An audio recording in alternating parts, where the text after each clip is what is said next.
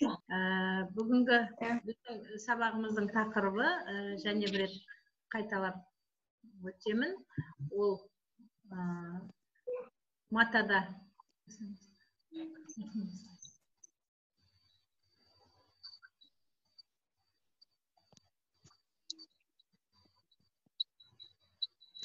сабағымыздың мақсаты құрақ түрлері және олардың шығу тарихын қайталап аламыз. Себебі біздер онымен таныспыз.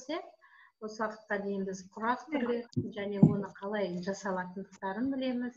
Және осы тақырып бойынша бастауыш сыныптағы оқу бағдарламасынан оқу мақсаттарын таңдап аламыз да, және оны біз талдап шығарады екенбіз. Және осыған байланысты қысқа мерзімді жоспарларды жасақтап үйренеміз.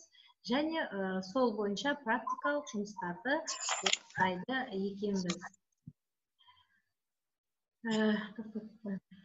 Енді сіздермен біз лекцияда берілген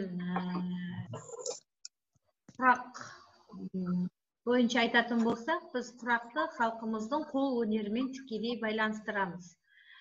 Себебі қайсы біздің бұйымымызды, қайсы қол өнерді алмайық, ол жерде құрақ бар, жапсырмалау техникасымен жасалған барлық жабдықтарда осы техниканы көріп отырамыз.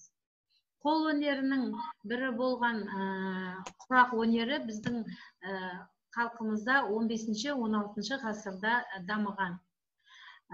Және бұл бізде ғана дамып қоймаған, ол барлық елдердің халықтың қол өнерінде жақсы дамыған. Мына слайдтан жақсы көріп отырмыз. Европа халқында пешверк техникасы деп айталатын болса, құрақ құрауды да. Ал орыс халқында лоскутная техника липачиха деп айтылады. Ал жапон халқында сашико деп айтылады. Осы үш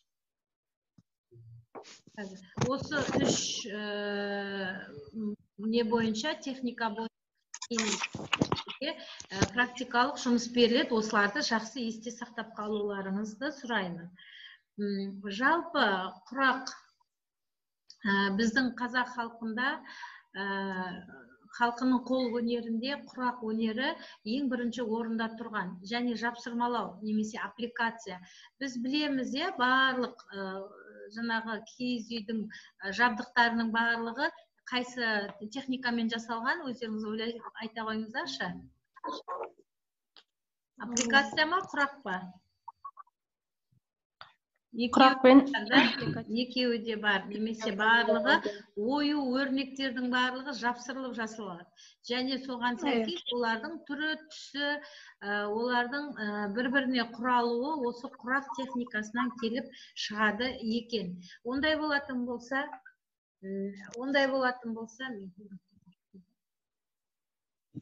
құрақ техникасын екі бағытта дамытқан, немесе құрақ мозаикасы, құрақ құрау және жапсырмалау, аппликация деп те атайды. Құрақ құраудың, құрақ дегеніміз көл жағасында өсіп тұрған өсімдіктің де атын құрақ деп атаған біздің қазақ халқында. Және құрақ дегеніміздің өзі матаны бір-бірімен қиылыстыра тігу және оны қандай да бір бұйым жасау үшін қолданған болса, онда бұл құрақ мозаикасы деп аталады екен. Ал енді жапсырмалау болатын болса, жаңа жоғарыда айтып кеткен біздің үйіміздің барлық бұйымдары қазақ халқында оюмен әшекейленіп безендірілген. Немесе осы безендірудің өзі бізде жапсырмалау техникасымен жүзеге асылған екен. Енді біз жапсырмалауды орындалу жолдарын айтып кетейік, есімізге түсірейік. Кім біледі, қандай түрлері бар? Жапсырмалаудың түстердің жарасымдылығы. Иә, түстердің жарасымдылығы. Сосын қағазда жапсырылуы, геометриялық фигуралардың орналасуы. Тыңдап отырмын. Және симметриялы симметриялы болуы немесе бірдей жаңағы құрақта бірдей бейнелердің бірдей жабыстырылуы да қағазға.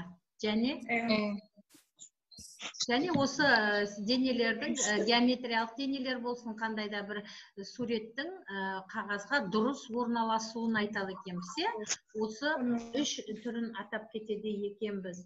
Ал енді осы жапсырмалаудың орындалуының қолданатын материалдарына қарай отырып, үш түрге бөлінетінін мен сіздерге атап айтқым келіп тұр. Себебі біз осыны бастауыш сыныптарда тереңінен, кеңінен қолданамыз. Мына бірінші түрді көріп тұрсыңыздар, ол қандай түр екен? Жапсырмалау материалдарының қағаз және қатырма қағазды пайдалану. Немесе бұл қайсы сыныпқа сәйкес келеді? Қағазды, түрлі түсті қатырма қағаздарды біз неше сыныптарда пайдаланамыз? Бастауыш сыныптың барлығында пайдаланамыз. Бастауыш сыныптың барлығында пайдаланамыз. Немесе біз осы жапсырмалауды ең бірінші қағаздан пайдаланады екенбіз. Бастап үйреніп бастайды екенбіз. Ал екінші, мына табиғи материалдар, сабан, ши, қамыс, дәндер. Бұл әрине жоғары сыныптарға сәйкес келеді. Және осы техниканы пайдаланғанда баланың жаңағы қолдану материалдарының деңгейі кеңейіп отырады. Сосын және әртүрлі үшінші деңгей түрі бар екен. Әртүрлі мата, киіз, тері, мақта, қауырсын, жіптерді пайдаланып та біз аппликацияларды, түрлі композициялар ойлап таба алады екенбіз, аппликацияларды. Енді қараңыздар, бізде түрлі түсті қағаздар, қатырма қағаздарды, табиғи материалдарды қайсысын пайдаланбайық, біз жаңағы айтып кеткен жоғарыда айтылған үш жолымыз бар меді? Симметриясын, түрлі түсіне қарай отырып, түстердің үйлесімділігін біз өткен лекцияда өткен едік сабағымызда. Түстердің үйлесімділігін бір-біріне қандай жарасымды түрде жақсы сәйкесін қолданған жағдайда біздер осы пайдаланып отырған материалдарымыздың түріне, олардың келіп шығуына қарай, түсіне қарай пайдалансақ, сонда біздің орындап отырған, жасап отырған бұйымымыз әрине әдемі бір өнер туындысы болып келіп шығатынын білеміз. Енді сіздер және айтыңыздаршы, осы жапсырмалау материалдарына үш түрге бөліп отырмыз. Және осы материалдардың баланың әсері тиеді ма? Баланың сана сезімінің дамуына өз әсерін тигізеді деп ойлайсыздар ма? Баланың қиялын дамытады. Бірінші, дұрыс айтасың, қиялын дамытады. Бір-бірімен түстерді үйлестіре отырып, өз қиялынан бір нәрсе жасап шығара отырады. Әрине, тек бейнелеу, акварель, гуаштарды ғана қолданып қоймай, ол түрлі материалдарды қолданып та түстерді үйлестіруге үйренеді. Қиялы дамиды, фантазиясы, сосын шығармашылығы дамиды ма? Дамиды. Қызығушылығын оятады.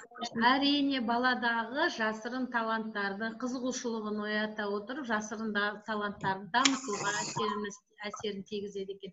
Келіңіздер, келесі біздің бағдарламамызда мына жерде мен бағдарламаның дайындау технологиясын екінші бөлім, үшінші бөлімше бойынша алып отырмын. Танысыңыздар, 1, 2, 3, 1 кодты кім ашып береді? Мөлдір аша қойшы.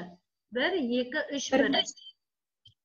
Бірінші сынып, екінші тарау, бөлім, үшінші бөлімше, бірінші мақсат. Мақсат, бірінші мақсат екен. Және әрі қарай дәл солай, тек болған қайсы несі саны ауысып тұр осы жерде? Бірінші саны. Екінші, үшінші, төртінші сыныбын білдіріп тұр да. Біз оны әрине жақсы білеміз, барлық әдістемелерде бұны талдап жүрміз. Енді осы жерде біздің талдайтын, көңіл аударатын жеріміз қандай тәсілдерді бала қолданып, осы жапсырмалау болсын, құрақ болсын, сол технологияны қалай орындауын айтып тұрмыз. Бірінші сыныпта неге мән береміз? Біз осыны деңгейлейікші, қайсы сыныпты деңгейлегеніміз ыңғайлы? Таңдап алайықшы? Үшінші сынып. Үшінші сыныпқа келгенде себебі бала жас ерекшелігі өте баланың жеке ерекшеліктері жақсы дамыған болып келеді. Ал айтамыз олай болса. Бірінші сыныпта барлық оқушылар барлық оқушылар қарапайым тәсілдермен материалдарды, компоненттерді өлшей алады. Біріктіре алады. Біріктіреді.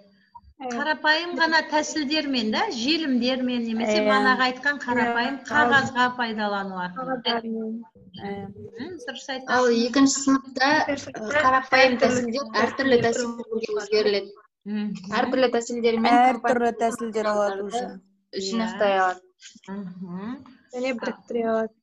Оқушылар нақты дәлдігіне жетіп, материалдарды және компоненттерді өлшей алады. Дәлдікке жеткізе алады. Төртінші, тиімді тәсілдерді анықтаған материалдармен. Немесе, мана біздің айтып отырған жапсырмаларды қолданатын үш түрлі табиғи материал, әртүрлі материалдарды қолдану, немесе өздері анықтап алады да, не орындайтын. Енді осы жерде не көріп отырмыз? Біз осы оқу бағдарламасында не көріп отырмыз? Нені байқап отырмыз? Спиральділік. Демек, оқу бағдарламасы қазір жаңартылған білім беру бағдарламасы бойынша, спиральділік қағидат бойынша не істелінеді? Жүргізіледі. Немесе бірінші сыныпта қарапайым болса, екінші сыныпта уже ол жерде қолданылатын материалдар әртүрлі болды, және тәсілдері әртүрлі болды. Үшінші, оқушы оның дәлдігіне, нақтылығына бала мән береді. Төртіншісінде тиімді тәсілдер мен нақтылықты сақтай отырып уже. Немесе бала өз бетінше жұмыс жасауға бала нақты тәсілдерді біле отыру дағдыланады екен. Келіңіздер, үшінші сыныпта енді біз деңгейлейікші? Барлық оқушылар деп пе? Барлық оқушылар. Біз қысқа мерзімді қыздар, мен тыңдап алыңыздаршы. Бірінші қысқа мерзімді жоспарда біздің үшінші немізде этапта, сабақта, үшінші басқышта біз қысқа мерзімді жоспарды пайдалануымыз керек қой. Сол қысқа мерзімді жоспарды жасақтауымызда қазір енді үшінші сыныптың біз несін оқу бағдарламасы бойынша оқу мақсатын деңгейлейік деп отырмын да. Келіңіздер, үшінші. Бірінші, барлық оқушылар қарапайым тәсілдер мен материалдарды және компоненттерді өлшей алады, белгілей алады. Қия алады. Одан кейін кейбір көпшілік оқушылар. Көптеген. Әртүрлі материалдарды. Сіздер тек қана екінші сыныптың оқу бағдарламасындағы оқу мақсатын қайталап отырған жоқпыз ба, қыздар? Нақты дәлдігіне жетіп материалдарды, компоненттерді өлшеу, белгілеу, қию, қосу.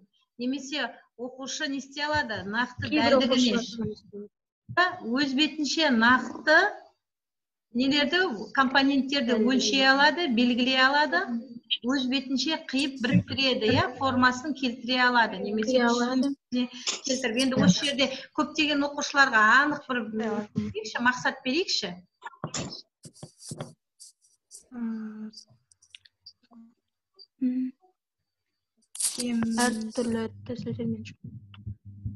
Әртүрлі тәсілдермен материалдарды, компоненттер мен материалдарды қосып біріктіре алады.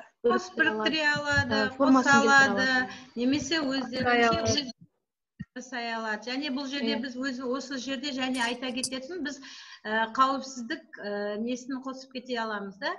Ережелері қосып кете аламыз. Осы жерде қауіпсіздік ережесіне сәйкес олар қайшы желіммен жұмыс жасағанда не істеу керек? Өздері соған назар аударып, жұмыс жасауды абай болу керек екендігін айтып кетуімізге болады. Бұл жерге қосып кете аламыз, және ескеретін жағдай. Үшінші, енді біздер бұл кейбір ғана оқушылар не істей алады? Нақты дәлдігіне жетіп Материалдарды компоненттер Материалдарды анық материалдарды материалдарды қолдана алады, өлшей алады, өз бетінше белгілейді және Формасына қандай да бір келтіре алады. композиция формасына келтіре алады. дұрыс айтасыздар, формасына келтіре алады Өз бетінше десек, ондай жұмыс болса бізде барлық оқушылар енді осыны түртіп алу әдісіменен өзімізге белгілеп қоюымыз керек. Одан кейін ертең қазір қысқа мерзімді жоспарды жасақтауға бастағанда әрине түрлендіруімізге болады екен. Және ол жерде біз жалпылама айтып отырмыз бұл жерде, бірақ біз ол жерде оқулықты қолданғанымыз өте жөн болады екенін айтып кеткім келіп тұр. Және қыздар, осы жерде қандай практикалық жұмыстар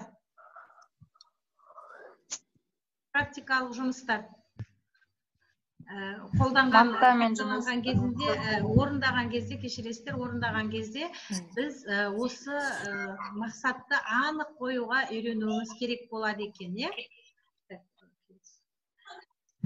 Қазір енді бүгінгі өткен сабағымызды аяқтамастан бұрын келіңіздер, біз бүгінгі сабаққа кері байланыс жасаймыз. Mentiq 245661 кодын түсіріп, Mentiqom платформасына кіреміз. 245661. 245661 қыздарға. Енді экранда көрінбей тұрған қыздар көріп отырсыңдар ма кодты?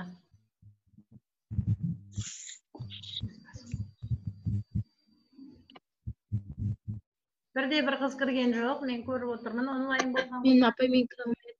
Бір адам ғана белгі берді. Bir сұрақ шықты.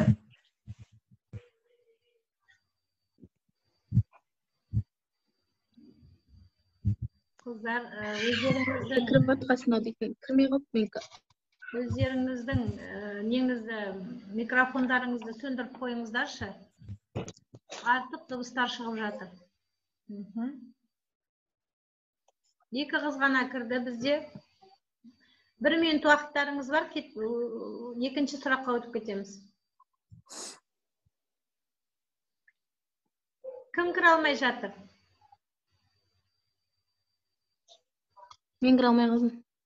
Неге? Болғасын апай кірмей тұрған шығар еді.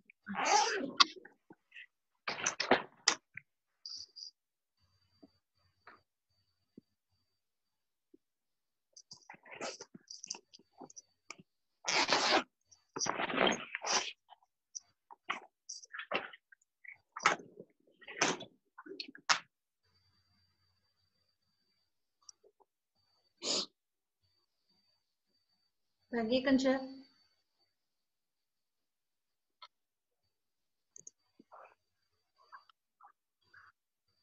Сұрақ көрініп тұр ма? Оқу бағдарламасын материалдық қағидаты қалай түсінесіз? Өздері кіріп отыр ғой.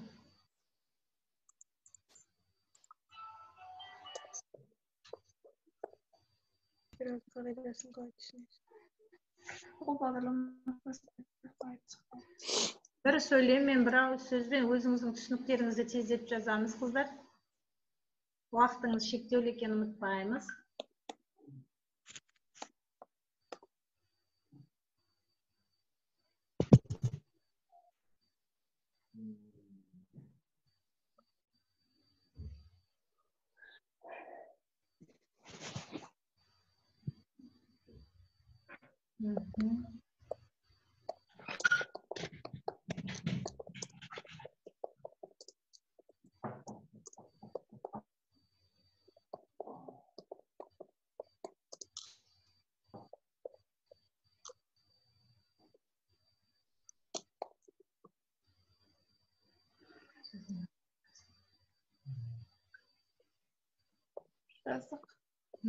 Келесі соңғы сұрақ.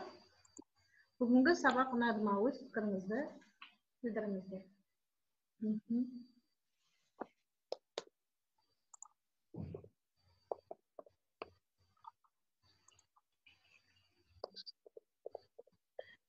Жарайды, бүгінгі сұрақтарыңызды, жауаптарыңызды көріп отырмын. Рахмет, жақсы түсінгендеріңізге. Үйге бүгінгі тапсырма практикалық жұмыс. Өкпемізді толықтырамыз және практикалық жұмыс жасаймыз. Ол жерде құрақ сыныптарды таңдай отырып, құрақ және жапсырмалау жұмыстары бойынша өзіміздің ойымыздан қандай да бір келтіріп шығарамыз. Әрине, өзіміздің қысқа мерзімді жоспарымызды жасақтаймыз. Сау болыңыздар, рахмет. Сау болыңыз. Сау болыңыз.